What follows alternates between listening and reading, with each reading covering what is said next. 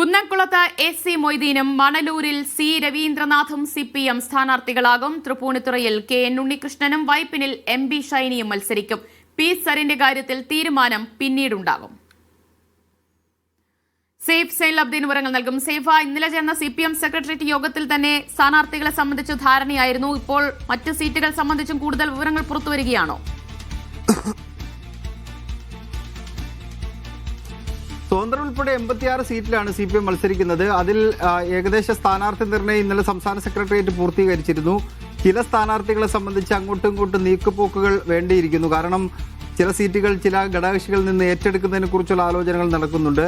അതിനൊപ്പം തന്നെ UDFന്റെ സ്ഥാനാർത്ഥിയെ പ്രഖ്യാപിച്ചതിന് ശേഷം CPM സ്ഥാനാർത്ഥികൾ പ്രഖ്യാപിച്ചാൽ മതിയെന്ന് തീരുമാനിച്ച മണ്ഡലങ്ങളുണ്ട്. അത് അങ്ങനെ ചില കാര്യങ്ങൾ പൂർത്തീകരിക്കാനുള്ളതുകൊണ്ട് ഇന്ന് സംസ്ഥാന കമ്മിറ്റി ഈ വിഷയം പരിഗണിച്ചെങ്കിലും അന്തിമ രൂപരേഖ സ്ഥാനാർത്ഥി പട്ടികയ്ക്ക് ആയിട്ടില്ല.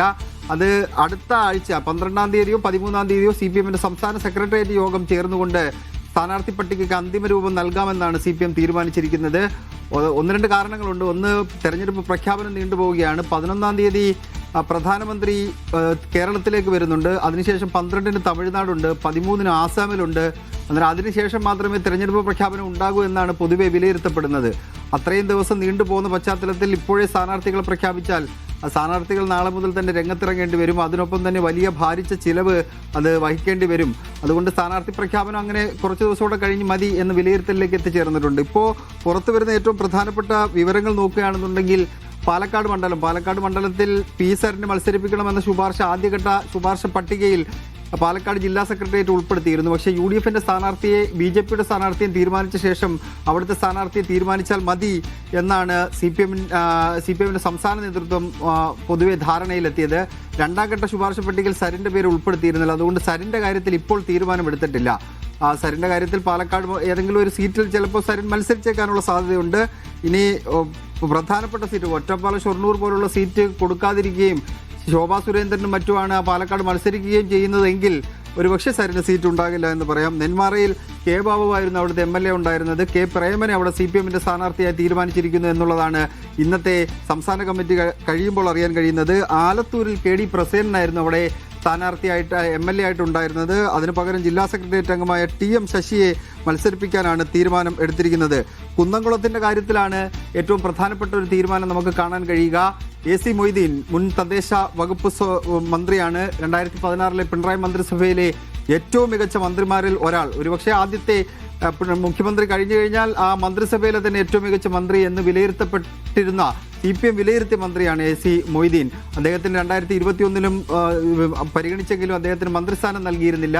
ഇപ്പോൾ അദ്ദേഹത്തിന് തന്നെ വീണ്ടും അവിടെ കുന്നംകുളത്ത് സീറ്റ് കൊടുക്കാൻ വേണ്ടിയുള്ള തീരുമാനം CPM നേതൃത്വം എടുത്തിരിക്കുകയാണ്. A.C. മൊയ്തീനാണ് കുന്നംകുളത്ത് മത്സരിക്കുന്നത്. മണലൂരിൽ 2016-ലെ 21 സർക്കാരിൽ ആദ്യ പിണറായി സർക്കാരിൽ വിദ്യാഭ്യാസ മന്ത്രിയായിരുന്ന C. രവീന്ദ്രനാഥിനെ അവിടെ മത്സരിപ്പിക്കാൻ തീരുമാനം എടുത്തിരിക്കുന്നു. മുരളി പെരുന്നെല്ലിയായിരുന്നു അവിടുത്തെ MLA ഉണ്ടായിരുന്നത്. അദ്ദേഹത്തെ മാറ്റിയിട്ടാണ് C. രവീന്ദ്രനാഥിനെ മത്സരിപ്പിക്കാൻ തീരുമാനിച്ചിരിക്കുന്നത്. വൈപ്പിൻ മുൻ MLA നിലവിലെ MLA കെ.എൻ. ഉണ്ണികൃഷ്ണനെ തൃപ്പൂണിത്തുറയിലേക്കും അതുപോലെ തന്നെ വൈപ്പിനിൽ എം.ബി. ഷൈനിയെ മത്സരിപ്പിക്കാനുമുള്ള തീരുമാനമാണ് എടുത്തത്. തൃപ്പൂണിത്തുറയിലെ സ്ഥാനാർത്ഥിത്വവുമായി ബന്ധപ്പെട്ട് ചില അസ്വാരസ്യങ്ങൾ എറണാകുളം ജില്ലയ നേതൃത്വത്തിന്റെ ഭാഗത്ത് നിന്നുണ്ടായിരുന്നെങ്കിലും അത്തരത്തിലുള്ള അസ്വാരസ്യങ്ങൾ ഒന്നും തന്നെ പരിഗണിക്കേണ്ടതില്ല എന്ന് CPMന്റെ സംസ്ഥാന നേതൃത്വം നിലപാടെടുക്കുകയും അതിന്റെ അടിസ്ഥാനത്തിൽ കെ.എൻ. ഉണ്ണികൃഷ്ണനെ തന്നെ തൃപ്പൂണിത്തുറയിൽ മത്സരിപ്പിക്കാൻ വേണ്ടി തീരുമാനിക്കുകയും ചെയ്തു. ആ സീറ്റ് പിടിച്ചെടുക്കുക എന്നുള്ള ദൗത്യമാണ് കെ.എൻ. ഉണ്ണികൃഷ്ണന് CPM നേതൃത്വം നൽകിയിരിക്കുന്നത്. ബാക്കിയെല്ലാം ഏകദേശം നമ്മൾ നേരത്തെ സൂചിപ്പിച്ച പോലെ തന്നെ സ്ഥാനാർത്ഥി പട്ടികയിൽ കാര്യമായ മാറ്റങ്ങളില്ല. ഇനി ജില്ലാ കമ്മിറ്റിയിലേക്ക് നാളെ ജില്ലാ കമ്മിറ്റി ഈ പട്ടിക ചർച്ച ചെയ്യുന്നുണ്ട്. ജില്ലാ കമ്മിറ്റിയിലേക്ക് വരുമ്പോൾ എതിർപ്പുകൾ ഏതെങ്കിലും തരത്തിൽ ഉണ്ടാവുന്നുണ്ടെങ്കിൽ വീണ്ടും സംസ്ഥാന നേതൃത്വത്തിന്റെ പരിഗണനയിലേക്ക് അത് വരും. ഇപ്പോൾ P.K. ശ്യാമളയുടെ കാര്യമായാലും പേരാവൂരിലേക്ക് K.K. ശൈലജ മാറ്റിയതായാലും ഷംസീറിന് സീറ്റ് കൊടുക്കാതിരിക്കുന്നതായാലും അങ്ങനെയുള്ള വിഷയങ്ങളൊക്കെ ജില്ലാ കമ്മിറ്റി പരിഗണിച്ച് അതിനകത്ത് എതിർപ്പ് വരുന്നുണ്ടെങ്കിൽ വീണ്ടും സംസ്ഥാന നേതൃത്വത്തിന് മുന്നിലേക്ക് ആ വിഷയം വരും. അല്ലെങ്കിൽ മറ്റന്നാൾ മണ്ഡലം കമ്മിറ്റി ചേർന്നുകൊണ്ട് ഇപ്പോഴും CPM മത്സരിക്കുന്ന സീറ്റുകളിൽ ഒരു കൺഫ്യൂഷൻ നിലനിൽക്കുന്ന അല്ലെങ്കിൽ സ്ഥാനാർത്ഥികളുടെ കാര്യത്തിൽ ഒരു അവ്യക്തതയുള്ള മണ്ഡലങ്ങൾ ഇനിയുമുണ്ടോ? സേഫ്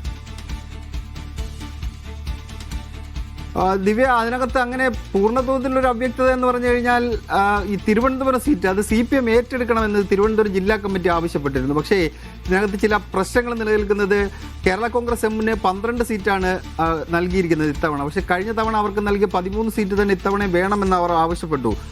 കഴിഞ്ഞ തവണ 13ാമത്തെ സീറ്റായി നൽകിയത് കുറ്റ്യാടിയായിരുന്നു. കുറ്റ്യാടിയിൽ CPM-ന്റെ പ്രാദേശിക പ്രതിഷേധമുണ്ടായതിനെ തുടർന്ന് ആ സീറ്റ് വിട്ടു നൽകാൻ വേണ്ടി കേരള കോൺഗ്രസ് എം തയ്യാറായി. ആ വിട്ടു നൽകിയ സീറ്റിന് പകരം ഏതെങ്കിലും ഒരു സീറ്റ്, പേരാമ്പ്രയാണ് അവർ ആവശ്യപ്പെട്ടത്. പക്ഷേ TP രാമകൃഷ്ണനെ മത്സരിപ്പിക്കാൻ വേണ്ടി തീരുമാനമെടുത്തത് കൊണ്ട് അവിടെ ആ സീറ്റ് നൽകാൻ കഴിയില്ല എന്ന പൊതുധാരണയിലേക്ക് എത്തുകയാണ് ചെയ്തിട്ടുണ്ടായിരുന്നത്. പിന്നീടുള്ളത് ജനാധിപത്യ കേരള കോൺഗ്രസിന്റെ സീറ്റാണ്. ജനാധിപത്യ കേരള കോൺഗ്രസിന്റെ ആന്റണി രാജുവിന്റെ തൊണ്ടിമുതൽ കേസുമായി ബന്ധപ്പെട്ട അപ്പീലിൽ നാളെയാണ് വിധി വരുന്നത്. നാളെ കോടതി പരിഗണിക്കുന്നുണ്ട്. വിധി വരുമോ എന്നറിയില്ല. കോടതി പരിഗണിക്കുമ്പോൾ ആന്റണി രാജുവിന് അനുകൂലമായ വിധിയാണെന്നുണ്ടെങ്കിൽ ജനാധിപത്യ കേരള കോൺഗ്രസിന് തന്നെ ആ സീറ്റ് നൽകാം എന്ന് CPM നേതൃത്വം തീരുമാനിച്ചിട്ടുണ്ട്. ഇനി അനുകൂലമല്ല വിധിയെങ്കിൽ ആ സീറ്റ് ഏറ്റെടുത്ത് കേരള കോൺഗ്രസ് എമ്മിന് നൽകി അവരെ അനുനയിപ്പിക്കാനുള്ള ശ്രമങ്ങൾ CPM-ന്റെ ഭാഗത്ത് നിന്ന് ഉണ്ടായേക്കും. മറ്റേതെങ്കിലും സീറ്റിൽ CPM-ന്റെ സ്ഥാനാർത്ഥികളെ സംബന്ധിച്ച് വലിയ തർക്കങ്ങളില്ല എന്നാണ് നമുക്ക് അറിയാൻ കഴിയുന്നത്. ദിവ്യ, ഒന്ന് ഇതിൽ കോഴിക്കോട് എലത്തൂരിലെ കാര്യം നോക്കിക്കഴിഞ്ഞാൽ അവിടെ CPM ഒരുപക്ഷെ സീറ്റ് ഏറ്റെടുത്തേക്കുമെന്നൊക്കെ ഉണ്ടായിരുന്നു. പക്ഷേ ശശീന്ദ്രൻ തന്നെ മത്സരിക്കുമെന്ന വിവരങ്ങളുണ്ട്. പക്ഷേ NCP-ക്കുള്ളിലും വലിയ തർക്കം. ഇന്നിപ്പോൾ PC ചാക്കോ തന്നെ ശശീന്ദ്രൻ മാറി നിൽക്കണമെന്നൊക്കെ ആവശ്യപ്പെട്ട് രംഗത്തെത്തിയിട്ടുണ്ട്. അപ്പോൾ എങ്ങനെയാണ് അത് NCP തന്നെ ആ പ്രശ്നം തീർക്കട്ടെ എന്ന നിലപാടിലാണോ CPM? അത് എലത്തൂർ എന്ന് പറയുന്ന സീറ്റ് CPM-ന്റെ സീറ്റാണത്. സത്യത്തിൽ CPM ആരെ നിർത്തിയാലും വളരെ പുഷ്പം പോലെ വിജയിച്ച് കയറുന്ന സീറ്റാണ്. CPM-ന്റെ വോട്ട് കൊണ്ടാണ് അവിടെ എലത്തൂരിലെ NCP സ്ഥാനാർത്ഥി അവിടെ ജയിച്ച് കയറുന്നത്. NCP എന്നല്ല, ഇനി ഏത് സ്ഥാനാർത്ഥിയെ നിർത്തിയാലും CPM-ന്റെ സീറ്റ് വോട്ട് കൊണ്ടാണ് അവിടെ വിജയിച്ച് കയറുക. അത് AK ശശീന്ദ്രൻ ആയതുകൊണ്ടാണ് പാർട്ടി നേതൃത്വം അത് നൽകിക്കൊണ്ടിരുന്നത്. പ്രത്യേകിച്ച് പിണറായി വിജയനും AK ശശീന്ദ്രനും തമ്മിലുള്ള വ്യക്തിപരമായ ചില ബന്ധങ്ങൾ, അത് സൗഹൃദം, അതിൻ്റെയൊക്കെ പേരിലാണ് ആ സീറ്റ് നൽകിക്കൊണ്ടിരുന്നത്. ഇത്തവണ പക്ഷേ അതിനകത്തൊരു പ്രശ്നം ഉണ്ടാകുന്നത്, കഴിഞ്ഞ കുറേ ദിവസങ്ങളായിട്ട് കോഴിക്കോട് എലത്തൂരിൽ ഈ AK ശശീന്ദ്രനെ മത്സരിപ്പിക്കേണ്ടതില്ല എന്ന തീരുമാനത്തിലേക്ക് അവിടുത്തെ പ്രാദേശിക നേതൃത്വം എത്തിച്ചേരുന്നു. ഇന്നിപ്പോൾ NCP സ്ഥാനാർത്ഥി നിർണയ സമിതി ചേരുമ്പോഴേക്ക് PT ചാക്കോയുടെ നേതൃത്വത്തിൽ തന്നെ ഒരു വിഭാഗം രംഗത്ത് വരികയും ശശീന്ദ്രൻ സ്വയം ഒഴിഞ്ഞു മാറണമെന്ന് ആവശ്യപ്പെടുകയും ചെയ്തു. അദ്ദേഹം പറഞ്ഞത് സ്വയം ഒഴിഞ്ഞു മാറില്ല ഞാൻ, നിങ്ങൾക്ക് വേണമെങ്കിൽ നിങ്ങൾ സ്ഥാനാർത്ഥിത്വം നിഷേധിച്ചോളൂ എന്ന് അദ്ദേഹം പറഞ്ഞു. ഈ സ്ഥാനാർത്ഥിത്വം നിഷേധിച്ചോളൂ എന്ന് അദ്ദേഹം ഇങ്ങനെ അത്രയും ധൈര്യത്തോടു കൂടി പറയുന്ന കാരണം വേറൊന്നാണ്. ഈ AK ശശീന്ദ്രൻ അവിടെ മത്സരിച്ചില്ല എങ്കിൽ CPM ആ സീറ്റ് ഏറ്റെടുക്കും. എന്നിട്ട് CPM-ന്റെ സ്ഥാനാർത്ഥി അവിടെ മത്സരിപ്പിച്ച് വിജയിക്കുകയും ചെയ്യും. ആ അത്രയും ഉറപ്പുള്ളത് കൊണ്ടാണ് നിങ്ങൾ വേണമെങ്കിൽ എന്നെ സ്ഥാനാർത്ഥിയാക്കാതിരുന്നോളൂ എന്ന് AK ശശീന്ദ്രൻ പറയുന്നത്.